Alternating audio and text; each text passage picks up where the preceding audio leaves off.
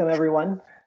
Welcome to our versus COVID-19 forum on corporate engagement during challenging times and the future of employee volunteering. My name is Sean Abbasi. I'm the manager of community engagement at Volunteering BC. Today, we are going to have a very engaging session, and so just a few housekeeping items on how to participate. Just first of all, that we're recording the session, so we do put our recordings onto our versus COVID-19 page, and after the session, once it's uploaded, we'll send that out in our next email, sort of the link to that page as well, so that you can find the recording and share it with your teams. Please engage with us in the chat box. You'll find a little speech bubble icon in which you can click on that and then type in, and please introduce yourself there. Let us know your name and your organization as well. When you wish to speak, just need to unmute yourselves, and otherwise keep yourself muted so we can avoid some background feedback. And when you do speak, then feel free to engage us if you wish by turning on your webcam if you wish to. And we will do our best to stay on time here and finish within our hour. So a few updates.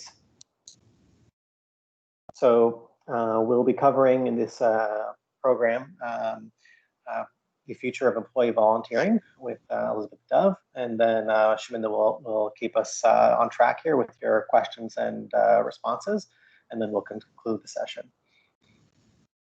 So quick things. One, we had our virtual V-Oscars last week. Thank you so much to all of you who participated and attended, and if you did miss it, do not fear. The link is right there on the page, and we'll post it into the chat as well.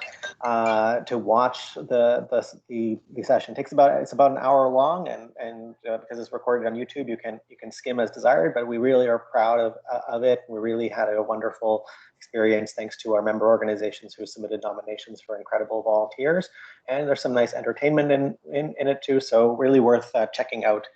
And we hope to be able to bring you, more quality experiences like that. The region of Peel runs its community response table, which is a response to COVID-19. It serves to help coordinate efforts related to helping people, especially vulnerable populations at this time, and a lot of planning around how do we manage the recovery. So that's an open table that the region is running. And, I think it would be beneficial for there to be more organizations and voices at that table and participating. Certainly, we're participating, and we'll happily bring back updates to our member organizations too from that work, but definitely beneficial if you participate directly if you have the capacity to. And then finally, please share our content on Facebook, Twitter, LinkedIn, and YouTube, Instagram. We have a lot of activity that's been going on, and we think it's maybe a more efficient, effective way to engage with you and give you updates on the many things that are going on in Volunteering BC. So please do follow us. That's it from me. I'd like to pass it over to Corinne now. Thanks, Sean. So before I begin, I wanted to, before I introduce Elizabeth, and thank you so much, Elizabeth, for doing this for us.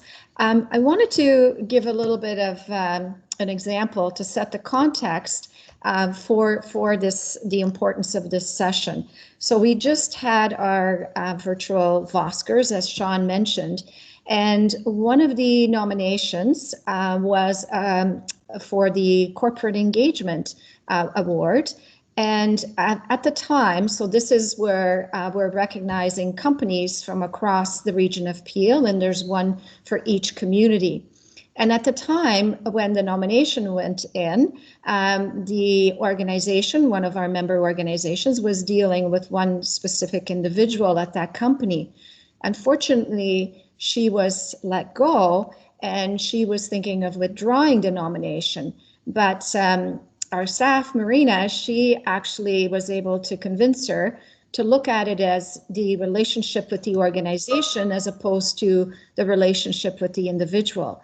And she just sent a lovely email to Marina to thank her because As a result of this, they actually won one of the awards, and the company was so delighted and pleased with this nomination that they gave the member organization a significant amount of money as financial support to help them through COVID times. So this is where building relationships with corporations for individual organizations is so important.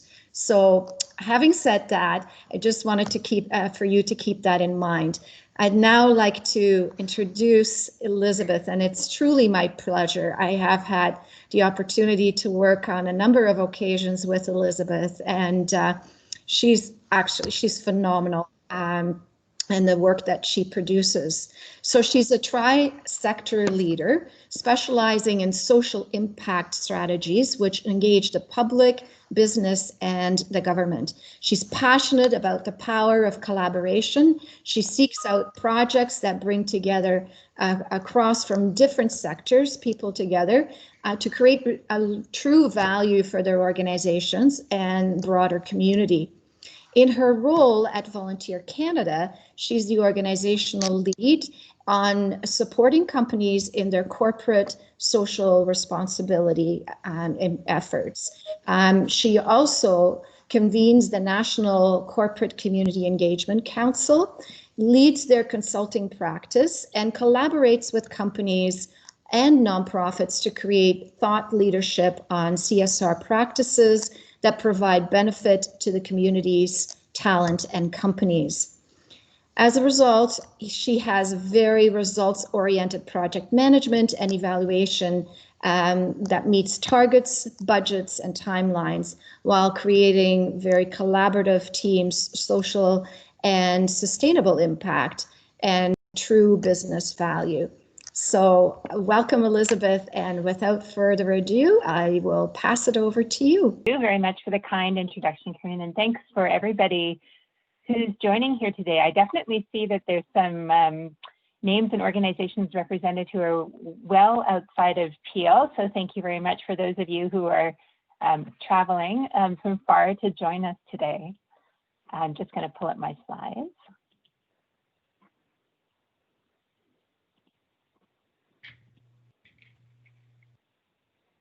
And thanks very much to Volunteer NBC for inviting myself and Volunteer Canada to be sharing with you on this today. As you can tell from my background, I do live and breathe corporate citizenship, employer-supported volunteering, CSR, and really love working in that space that I think Volunteer Canada is taking up more and more of, on having a foot solidly in both the business and the nonprofit sectors. So based on the requests and the for today, here are the three ways I've broken up this presentation.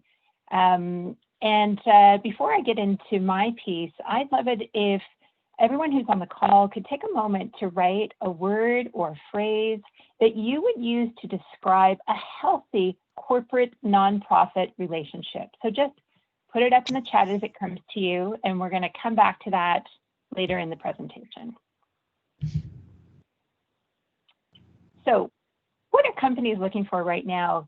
We have in our work with client companies who we curate community programs with, the Corporate Community Engagement Council, which is a 21 company strong group of thought leaders in this space, and the research that we do, we are feeling pretty grounded in what companies are looking for right now with respect to opportunities for their employees and their other stakeholders to be engaged in community, including employer-supported volunteering.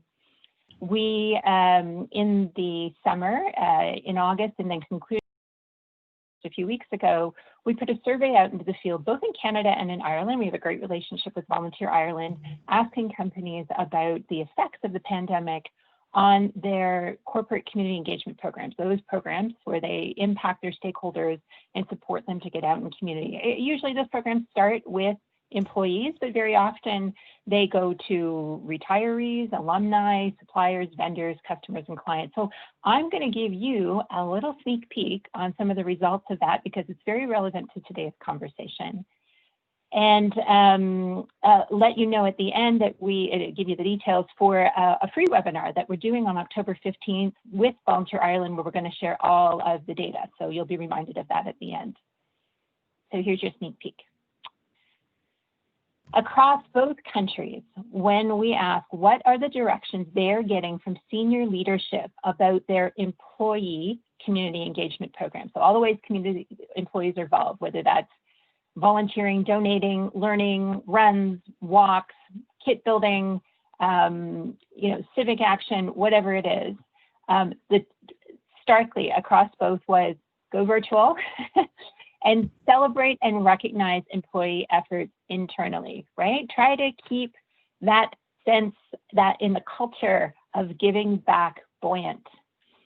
We took that information to a roundtable of companies from each country, 4 from each, and asked them, what are your present goals? Because we did in the survey, and you'll see this if you join us on the 15th, we asked sort of like pre-pandemic, why did you have this program? For besides impacting the community, what were your internal goals? And there were a variety of answers, but certainly everyone said now it's employee well-being and community impact. That's what we're looking for. In the past, it might have been about like retention, it might have been about elevating our brand, but this is why we're doing this work right now. It's part of keeping employees well, and it's part of giving back in the community. Okay, now I recognize this is a little bit small.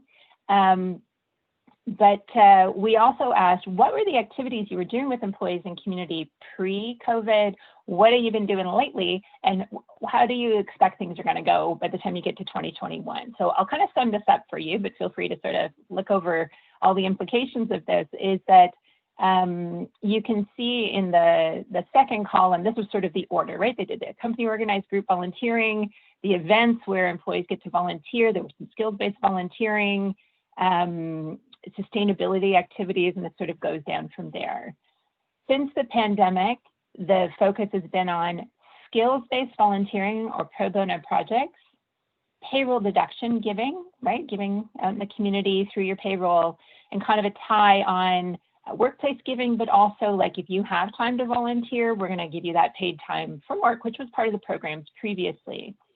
What we find is really interesting as they look into the future is that activities that focus on education, such as live or virtual tours of nonprofits or lunch and learns, comes out as #1. Now that #1 is tied also with skills-based volunteering, but this is a very different picture from what we've been seeing from companies pre-pandemic, where it was really, I'm going to say, like 95% sort of done in a day, go out in a group, and do some volunteering together in a team, whether that was organized from the CSR department, or maybe it was from an employee resource group, or even your immediate department. So that has enormous implications for nonprofits who are thinking of working with companies right now. We particularly love that a focus on education is arising for Canadian companies. It actually didn't really come out on the Irish side. But it is something that we in our role at Volunteer Canada have been putting out there, that the getting your employees grounded in community doesn't always have to be doing. Very often you can really create a good foundation for those programs by making sure your employees really understand the causes and the nonprofits behind them. And of course, right now, as there are less opportunities to kind of go out, and even less virtual opportunities, and that's a whole other set of slides I could have gotten into, but I'm sure you know from your own experience, very hard to adapt programs to virtual. And our research with nonprofits has really been that while maybe half of them are thinking of adapting programs, of those half, maybe another half think, half of their volunteering opportunities could possibly be adapted to virtual. The skills-based volunteering is very interesting. Skills-based volunteering being ways to help your organizational capacity, like financial modeling or strategic planning, or even to help your beneficiaries, like mentoring or helping out with job interviewing skills. So I will come back to that later in this presentation. Can you hear me? The great thing about presenting, you can't see anybody and you can't see any messages on your screen. So are we good? Yes, Elizabeth, we're good. Okay, excellent, good. Just needed that touch base. Okay. So pressing immediate challenges, and I'm sure that you can relate to what they're saying here, is that community partners that we previously worked with don't have some of the opportunities we're looking for. And again, this very much aligns with Volunteer Canada's research that we did earlier in the summer about some of the challenges of adapting volunteer opportunities, some of them not adaptable. Available opportunities, a lot of them, not all of them, are in person, and we're not supporting in-person opportunities. Now, I'm not going to say that none of them are supporting in-person opportunities, because in addition to the work that we do, as I said, with the council and with research and sort of some education, that we do webinars for companies as well, we do also do execution of programs for some companies. And next Friday, we are working with a company that's doing a tree planting opportunity. So it's not zero, but very few companies, especially big national brands, are supporting in-person opportunities right now. Employees may be volunteering on their own, but they're not sharing that information back to the company. So they're taking that sort of paid time off and doing it, but then there's not necessarily the incentives to share that back to the company. And in some cases, difficulty recruiting employee volunteers. The opportunities that they have may be less interesting. Maybe there's other pressures on those employees. Maybe it just hasn't been communicated very well. So it's hard to know sort of what's all behind all of those pieces. Looking forward, they anticipate challenges in this order: the health and safety concerns, and that goes back to not sending people out in person, not being able to support nonprofits the way they need, re-engaging employees, because a lot of times employees came to this work. Remember what I said, like sort of 95% of the opportunities were this sort of team-based, get-together opportunities with maybe colleagues across the company. If that was a real motivator for employees, it could find new ways of motivating them to get out. A lack of available volunteer opportunities to match employee interests, that kind of goes together, and making requests of employees in an unstable employment climate. How hard did we push them? How hard did we engage them to go out when we may have asked them to take a pay cut? They may have a partner at home who's lost their job, all in the consideration of companies. So as you can imagine, tying that all together, when we ask them, where are you looking for help, volunteering safely, finding volunteering opportunities virtual and the skill-based volunteering, and work, and I love this, I'm glad that this rose to the top, working with nonprofits to create opportunities to support them. Now listen, companies are not homogeneous any more than nonprofits are homogeneous. And this was 33 Canadian companies, and I would imagine most of them are some of the sort of the bigger brands that have the CSR departments, who we work with, who we educate. So you're not going to get these responses uniformly across. And they don't all have the capacity to work with nonprofits to create opportunities that support them, to have like, let's have a one-on-one and see what we can do with you. But I know a lot of them do. So again, I just want to make sure that it's clear that this is you know, the collective input that we received. Now, I want to just create a little bit of context around what else companies are thinking right now. This is a statistic from the Edelman Trust Barometer, and Edelman, if you're a stats geek like I am, you'll love this. It's year over year in global pictures of who do we trust in the public, and country by country, it's really terrific, and they usually look at the major institutions. This came out in January of 2020, and while they always take a look at the 4 institutions on the right, my employer rose to the top. Right? I may trust all these institutions these ways, but my employer I trust more than any other institution, which is really interesting. But there comes with some caveats. I trust my employer if they give me an opportunity to shape the future of society. I trust my employer if I'm included in planning. So think about that with your corporate citizenship hat on, right? Because we're going to get just a little bit more into like, where are those expectations about shaping the future of society? So these are stats that the same group ran while we were deep in the pandemic. You can see in the bottom that in the January 2020 Trust Barometer, the trust in Canada across all of these different institutions, that they were somewhat similar, right? NGOs at the top, but very slightly compared to others.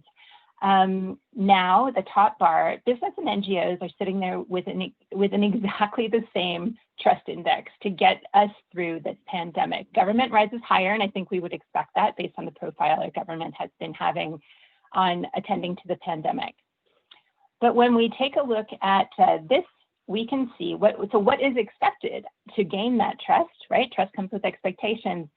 So the top things for business is to provide economic relief and support, and for NGOs is to help people cope. Happily, those things are compatible, especially when we think about the funding that nonprofits need to carry on forward. However, and I talk about this a lot. We were giving our trust to companies that were clearly focused on the front line, and you can see, donate your equipment, switch your production, make some hand sanitizer, collaborate with your competitors, redefine your purpose, make everything about this pandemic. And we saw that continuing forward in the kind of funding that was going out. Now we know a lot of companies, and you may have experienced this yourselves, and feel free to use the chat. Like, does this resonate with your experience? Does this work for you? Have you not seen this before? Would really just love to know about the variety of experiences. Again, big country, none of this is homogeneous, but a lot of focus on, we are sending our money to the food banks. We are sending our money to Kids Help Phone and other similar virtual supports. We are sending our money to shelters.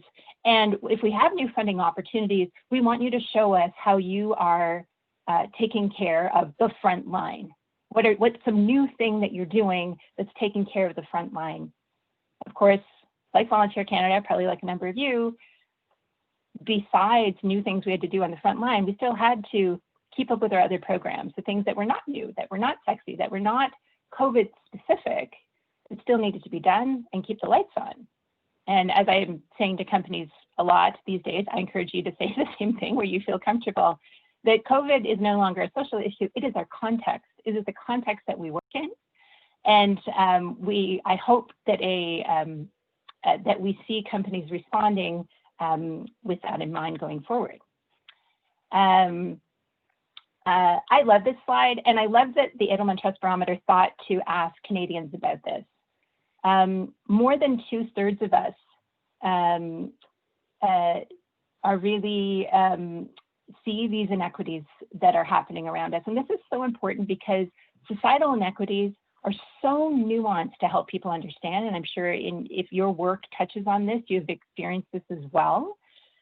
It's very hard for us to step outside ourselves. And between racial tensions arising in the US and then also really being reflected here in Canada, the number of news stories, the way some people have been hit so much harder by this pandemic than others, and a huge thanks to the media for bringing all this to light, that the awareness of Canadians, this is a Canadian-specific statistic, on the unfair distribution of wealth and prosperity, that there needs to be something done for those with less education and those who are unfairly burdened, is enormous. And it is a great thing for both nonprofits and business and the government to capitalize on now, because there seems to be an interest, a willingness, and a new awareness that these things are happening. So I just want to sum up this section about what our company is looking for by saying that, so here's our companies looking with their binoculars, that again, reflecting other research that we've done, and you can find it on Volunteer Canada's website, that while nonprofits, a number of them are very clear about what they want and what they need right now, and a really big piece of that is funding. A lot of times when they're talking with nonprofits, well, they don't end up talking with Will Smith or the Fresh Prince. They end up getting I'm not sure. We're not sure yet what we need. We're still trying to figure it out. In fact, in a survey Volunteer Canada did in the spring, the number one thing that in terms of skills-based support for organizational capacity, we understand nonprofits need is strategic planning, but that was second to the I don't know yet answer. And that's what companies are hearing as well. So while they are really, I hope this gives you a picture of a lot of companies who are very committed to corporate citizenship, really looking for opportunities, reprioritizing, and then finding as they're looking for opportunities that they're not kind of meeting nonprofits where they are yet. So Now we want to talk about your work with companies and evaluating your reasons for working with a company. So this is our moment where maybe Shaminda, can you share what people wrote when they, in the chat, because I can't see it, about what the word or phrase on a healthy relationship between corporate and nonprofit? Certainly, Elizabeth. So Janet Watson says mutually beneficial. Diane says United Way. Paul Steele says co-creative. Isabel says teamwork. And Shana Bassi says current. Corinne says win-win. Robert says mutual respect, recognition. Adrian says sustainable, meaningful, impactful, and also purposeful. And Miria says mutually beneficial. Yep, that's the list.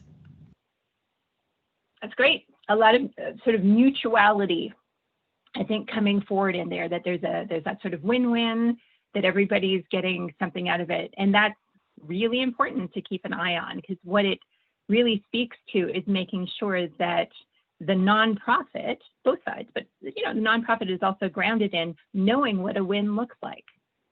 So I want to share with you, I don't know if any of you are familiar with the Partnership Brokers Association.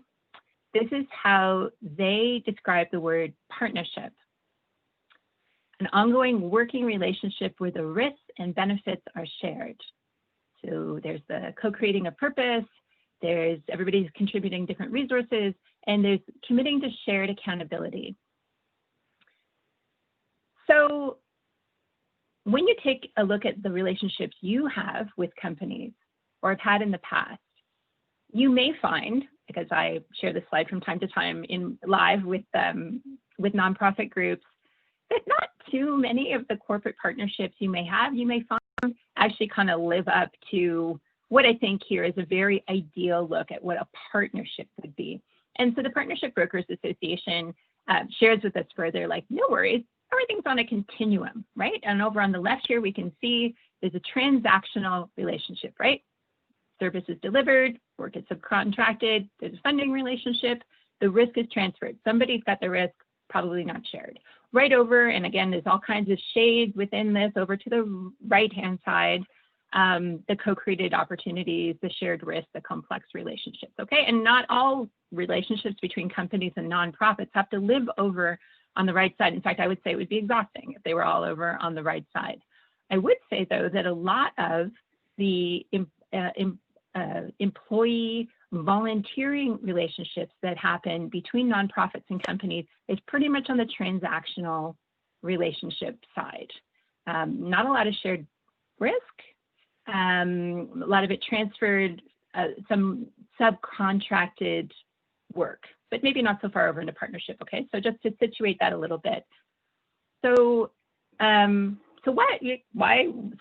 why would we do this? Why would we work with, if you're not already, why would you work with companies when it, there could be some transferred risk, there could be all those kinds of pieces. Certainly so many great opportunities to, through volunteering, whether again, it's for the capacity building of your organization, or it's for your beneficiaries in the ways that we've described. You can increase your impact and you can increase your capacity with all that new volunteer energy and experience. You can reduce your costs so your staff aren't doing things if you're on the capacity building side, and that could help you increase salaries. You can focus on your staff or core service provision, and you can even increase your visibility and engagement by having more and more people really understanding about that sort of granular understanding of some of the issues. But the question we hope that nonprofits are asking themselves are they getting value for diverting the staff resources into employee volunteering or any other ways that companies are wanting to engage their stakeholders with you? Help to advance your mission directly or through your outreach, your education goals. And most importantly, we find that as companies or nonprofits are struggling with this, they're asking, well, what would happen if we said no? What would happen if we heard from, especially if it was a donor, what would happen if we were to just say, no, we're not going to participate? So we asked some companies on your behalf, what would happen if you said no? So 10 companies, Canadian companies, answer your questions on employee volunteering. So we asked, what policies for working with charities are communicated to your employees, right? Your employees are going out there really as ambassadors of your corporate citizenship brand, volunteering, they're looking for volunteering opportunities.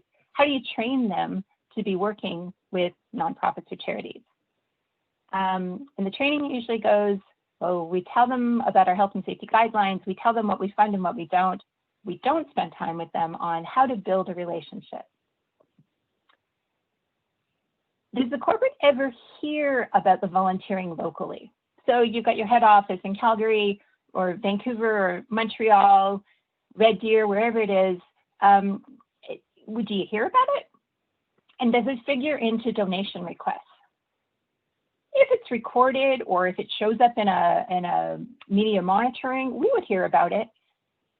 It usually doesn't transform into a donation or sponsorship, apart from what is committed to the actual volunteering opportunity itself. If there were cost recovery requests that happen for that volunteering thing, but it doesn't usually become the basis of a relationship that is going to create a donation or sponsorship, except at one company. Okay, so that's, I think, pretty realistic. That one company explained to me that we have our donations committee is a bunch of employees, and if they were volunteering at your charity, they might feel more warmly towards your donation request. If we say no, is your company unlikely to donate? Are we going to get on a sort of a blacklist here? Emphatically no. This does not affect your donation request, except at one company. I wish it was clearer. If already donating to us, do you assume that we're going to have spaces for employees to volunteer, even if we didn't put it in paper in writing? Well, we may, and more, you may have discovered this yourself, put it into our donor agreements, but if not, it isn't assumed, except at one company. And by the way, that's a different company than the other companies that were just one company. Almost all of the requests are for half-day or full-day opportunities. How do we create longer engagement with your employees? And the answer is pitch them while you got them. Well, they're right there on site. But don't pitch the company because we may not have the ability to do that. Tell them about those opportunities for longer-term engagement. Now, I can't see your reactions, but often when I present this slide, I get some surprise, even some bewilderment, because there was a feeling like, hey, if I'm having a relationship with a company, it's going to maybe lead to something bigger. That may be because you may not know who you're dealing with. Remember, so many companies now are saying, like, we want our employees out and volunteering. So if you get a call from a bank, are you talking to their CSR department, or are you speaking with the local teller or the local mortgage broker? It's probably the latter. A lot of this is now sort of dispersed responsibility, and a good thing too, I think, to have this leadership amongst employees looking for opportunities for other members of their team. But you're often not speaking with somebody who's going to be able to help you with a donation. Okay, so with that in mind, we hope that that grounds you in the idea that the volunteering opportunity itself is really unique.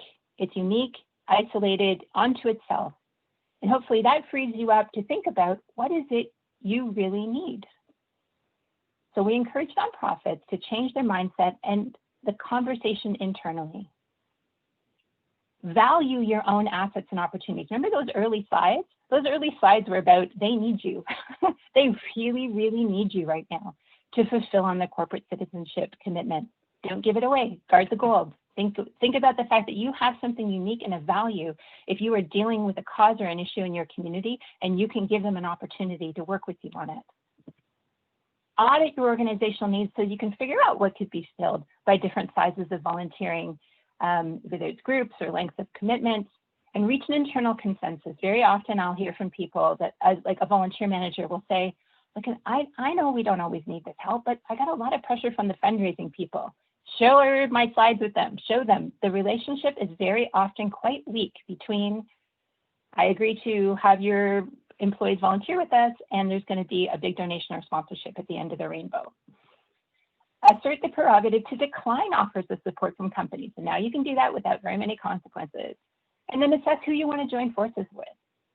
Who's aligned with your values? Who seems open to those conversations to talk on a multi-level piece, even if you're not sure what you need, even if you're Will Smith going, I don't know, that you're able to say, listen, we've got challenges around strategic planning. I am not sure if we should be renewing our lease. We're feeling like we may have to let some employees go, but maybe we can come up with a secondment for them. Our beneficiaries, we've really had to shut down a number of programs, but we're really feeling like we want to be helping seniors. We're trying to figure out how to do that.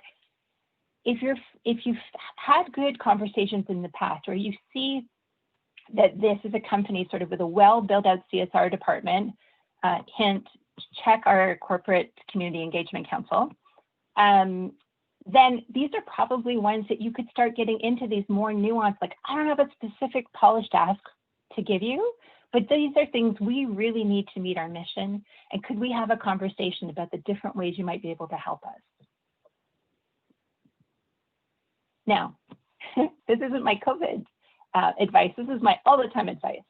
These were insights from a forum that Volunteer Canada had in Calgary in May of 2018, but it doesn't change. It should be the same all the time. There's a vaccine tomorrow. I would offer the same advice to nonprofits. So what are your opportunities in this pandemic, specifically going forward, based on all this? Let me offer. Again, not too different than they were before, but that piece about changing the mindset and the conversation internally. Again, guard the gold, value your assets, think about what you have to offer, and make sure that you are having good conversations internally where you are really connected and aligned on what you need and what you don't need from companies. And then try to find those people you can have the good conversations with, but make sure you know who you are talking to. I'll come back to that. Adapt to virtual and skills-based volunteering where it suits your mission. Offer learning opportunities. Try framing it in the inequities that we are experiencing in society right now. I guarantee you're probably all doing things that address diversity, inclusion, inequities in resources, in poverty pieces, all those kinds of things. That language around inequities will resonate better with companies right now, because that's the kind of language that they're thinking of. And D&I being diversity and inclusion. Again, that's sort of a short form. Offer ways to support that require little or no staff time on your side. If you need a bunch of things sourced, if you need donations of a product, put that on a company. Could you go out and find all this for us, right? Or could you find this help for us? Could you find these materials for us? And could you have it delivered here? Then you don't have to organize it. And promote. Once you're really clear on what you need, make sure that you're promoting, but make sure you understand who you're talking to. Again, that teller, that mortgage broker, I'm just picking on the banks right now because they're big. They're not going to be as helpful to you. And you need to understand who you're talking to. If you're not talking to the right person, find out who are the people you could be speaking to about the complex needs of your nonprofit, and ask for what else you need besides volunteering, really. Thank you very much. I'm going to stop sharing my slides, and we're going to take this to a conversation. Oh, sorry, before we take it to a conversation, my colleagues would be very frustrated with me if I didn't share with you again. I mentioned the webinar where we're going to share all the data from Canada and Ireland on the effects of the pandemic on employee community engagement. Just the day before that, we have another free webinar for nonprofits on balancing risk and inclusion in COVID-19. All kinds of great topics there. If you haven't seen our resources online, they are fantastic. It is a great curated bunch of advice, templates, tools from around the world, but specifically a whole lot of them in Canada on things like, again, governance risk, how you move to virtual, what are some upcoming webinars, what are some recorded webinars. Consider signing up for a newsletter, and consider becoming a Volunteer Canada member for only $150. Thank you very much.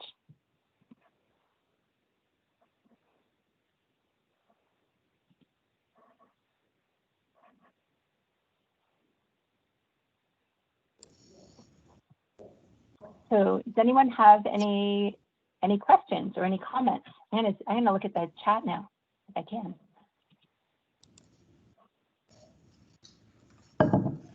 So Elizabeth, if I may, it's Karine. Yeah. I do have a question that's kind of always burning. How do leaders of volunteer teams, volunteer engagement, how do they convince their organizational leadership of the value that corporate relationships can bring through volunteering and volunteering in groups, whether it's virtual or in person? So how do nonprofit volunteer teams convince their leadership of the value of corporate volunteering? Is that right? Yes, so specifically the volunteer engagement coordinators, managers, how do they go to their team leaders and organizational leaders to make this an important component of how they can build relationships with businesses going forward? Okay, so my answer may surprise you, Corinne. It might not be in the cards for every nonprofit. Again, back to mine, like, make sure that whatever you're doing, whatever help you're asking for from anybody is really going to advance your mission, and it's not going to drain resources at this very important time. So really the pitch, the play would be, as your organization is getting clearer and clearer about what the future looks like and where your priorities are, that volunteer manager can be keeping their hat on for, and I actually play this role in our organization even from time to time, hey, maybe a volunteer could do that, or maybe a team of corporate volunteers could do that, or maybe some skills-based volunteering could do that for us. Looking at everything through the filter of what does your organization really need right now, because there is no time to be wasting resources. Right. And so I think that would be my most important piece of advice, is grounding it in what you really need what I and was offering that others can do it. Yeah. Yeah. Should I take a look at the chat maybe for questions? Yes, Elizabeth, before we move forward, there are a few clarifications to make which came up during the early part of the presentation. The acronym in one of, I think it was the third or the fourth slide, the acronym SBV, but does it stand for social benefit volunteering? No, that's skills-based volunteering. Okay.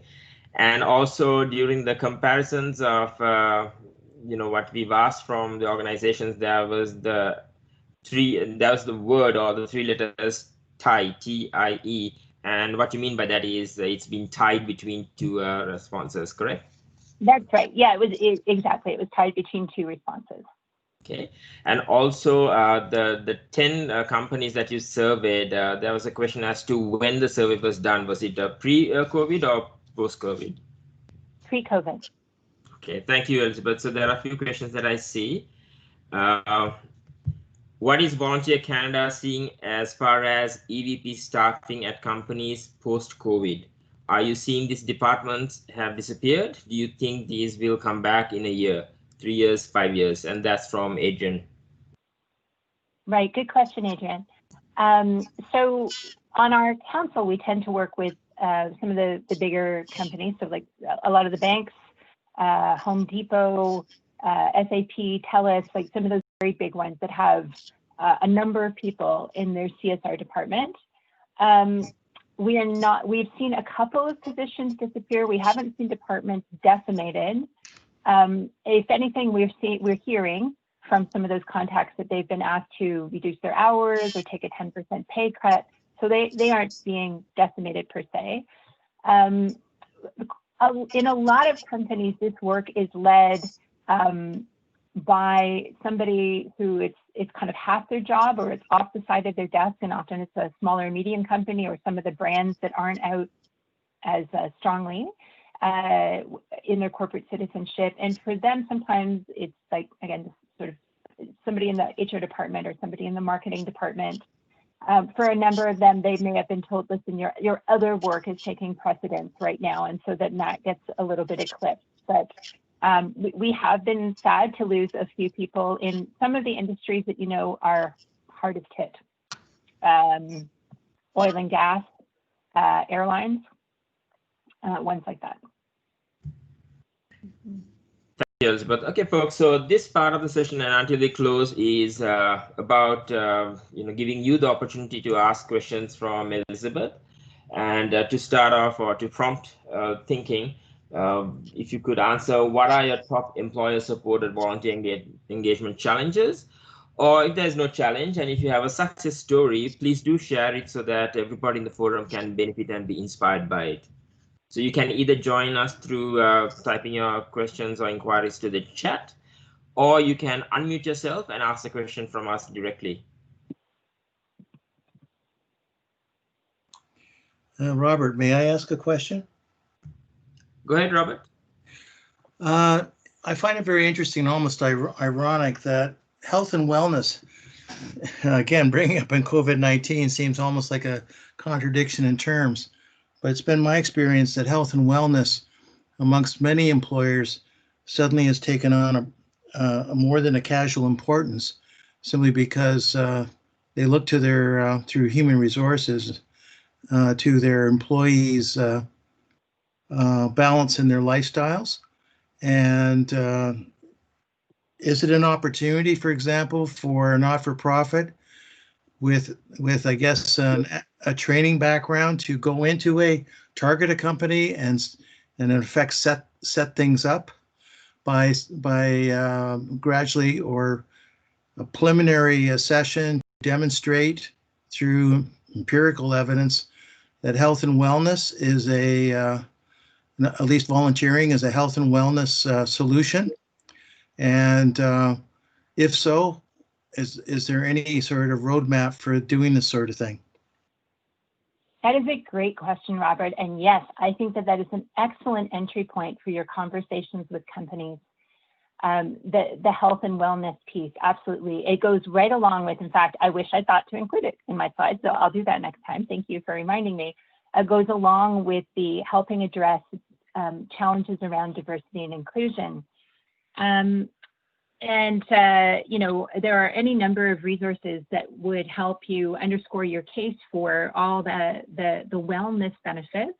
You've probably written some yourselves of volunteering. So that is an excellent way to lead.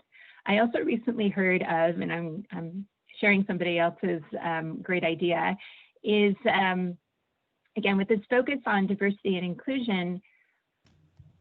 And remember the learning piece. Remember my slide that said like they're looking at more learning opportunities. So listen, we've always known that good experiential volunteering opportunities are really grounding you in a bit of a thought cycle, right? Where you are asked to share back, what have you learned through this volunteering experience? How is it different than what you thought? Like giving people a chance to reflect.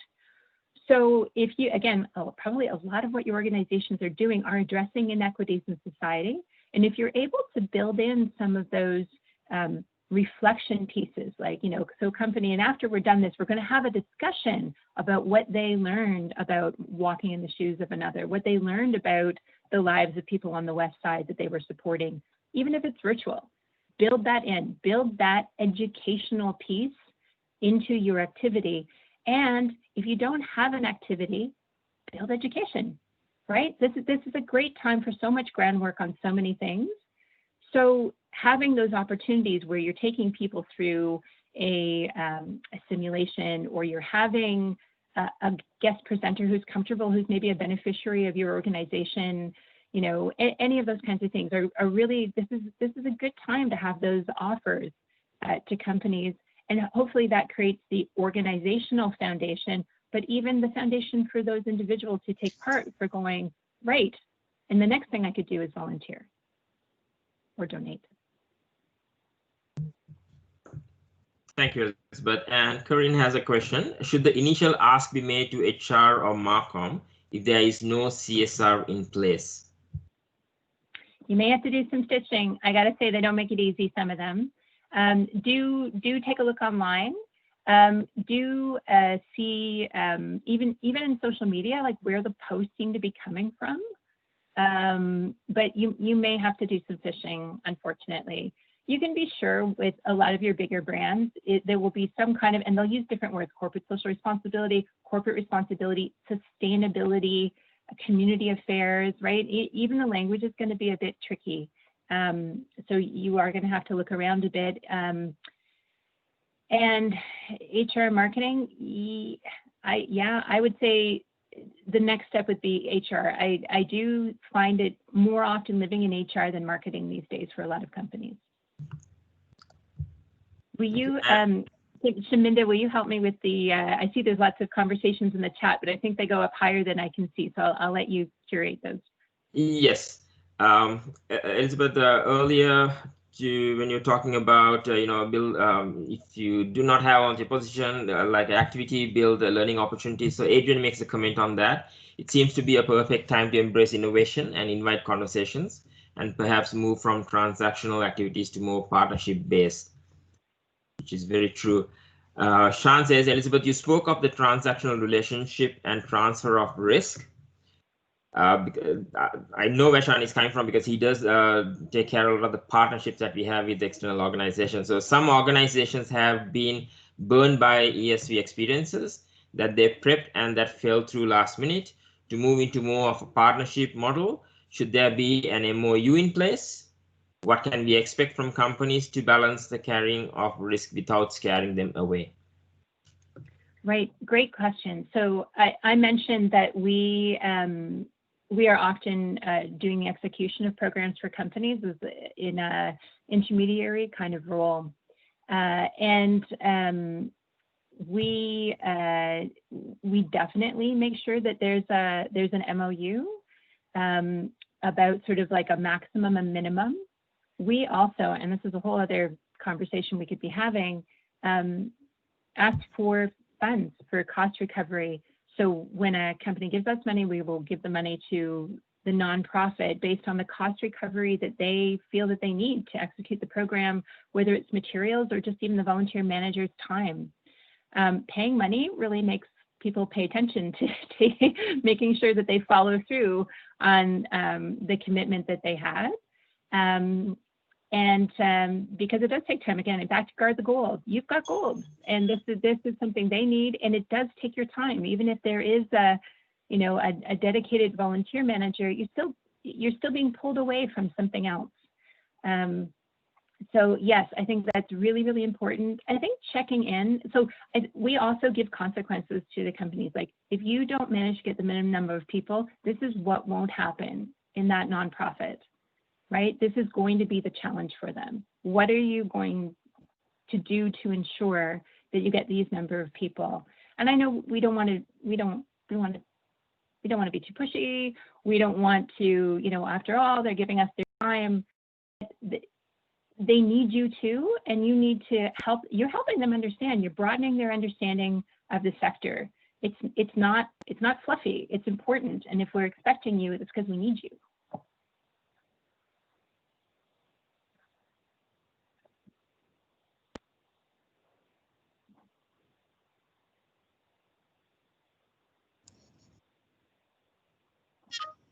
So I have another question following up on that. You mentioned about when you attach a cost, it definitely allows people to really consider what they're getting into and making more maybe informed choices and outreach. But is there any existing research on, I know that there's research on the value of volunteering in terms of what the value has on sort of its economic equivalent, but is there some idea of what organizations are typically charging for setups of employee volunteer experiences? Because I think a lot of the time organizations don't know what to value the experience that they're setting up as. Are we supposed to try to collect a nominal fee here just to allow for that sense of accountability to occur, or is it something more that they should be attaching as sort of an expectation? My short answer is no, and we resisted doing that. We have actually had companies go, hey, maybe Volunteer Canada could kind of put out a standard and then the nonprofit community could follow it. We resist that entirely. Everybody has different costs, right? You can imagine the tree planting, right? There's going to be different costs for like little seedlings, the time it takes for the community organizations team to head out to the field. you know, the gas, the salaries, the, you know, all kinds of things, then, you know, coming and packing kits at the food bank. I know where your question's coming from, because it's like, well, how do we know if we're creating sticker shock? How do we know if we're asking for way more than they were expecting? And that may happen. For me, again, it comes back to grounded into like, what do you need that's going to advance your mission, and how much is it going to, if you have to put time into it, how much is it going to divert from other things you're doing? You may have to play with that a little bit. I can give you some very broad strokes, though. It's very public that Habitat for Humanity, a build in Toronto for about 10 people is $5,000. I can't find a company that will pay that. So that's really, really high, right, for 10 people. So what I sort of see more moderately is, you know, companies kind of looking at, if it costs us like about $100 a volunteer, then, or $50 to $100, then that's sort of what we're thinking about. But there's often a negotiation process. So again, don't want to tie it to any particular thing, but just kind of give you the like way outside price, and then some things in the middle. I'm not saying that there's actually quite a lot of corporate teams that go to Habitat for Humanity, absolutely, and they're a great thing to do. It's just very often outside the budget of what some companies were planning to spend.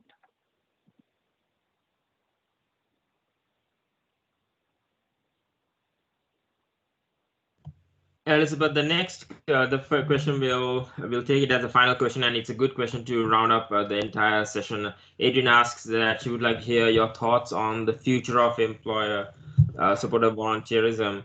What does the future bring for small and medium companies and nonprofits? What are the trends and risks to consider? Oh, just a small question, Adrian.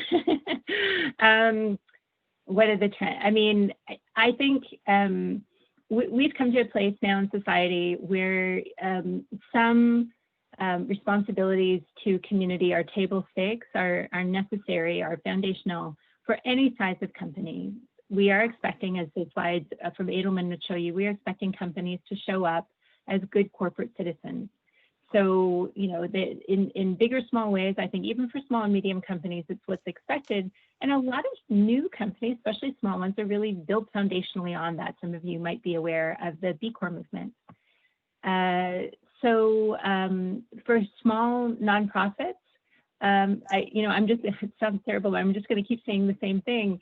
And, you know, if a relationship, the way it's being negotiated with a company, advances the mission, terrific, because sometimes that can give you the funding, the skills-based support, some of the in-kind, some of the profile that you really need to move things forward. But you've got to make sure that it's going to be a win for you. And again, hoping that my 10 company slide shows you that if you're negotiating something that just isn't working for you, one, make sure you were talking to the right person, and two, move on to the next company. Thank you, Elizabeth. And with that, Corinne, I will hand over the session to you for the close. Thank you and close. And I'm bringing up the slide. There you go. Thank you. So thank you so much, Elizabeth, for doing this for us and for many organizations that were very interested. And the feedback was throughout the session was fantastic. So thank you from the bottom of our hearts. We truly appreciate this and look forward to the Volunteer Canada sessions to better inform us yet. In the meantime, I do want to remind everyone that all our bi-weekly forums are recorded and can be found on our Versus Us COVID-19 page. And you will definitely have access to this webcast there, as well as many resources from varying sources, as well as links to Volunteer Canada's resources, and also a registration link to our next conversation and forum that's being held on October the 1st, if I'm not mistaken, right? Yes, October the 1st. It's called Building Your Brand Through Storytelling. Thank you so much, everyone. Have a wonderful rest of the afternoon. Thanks, everyone.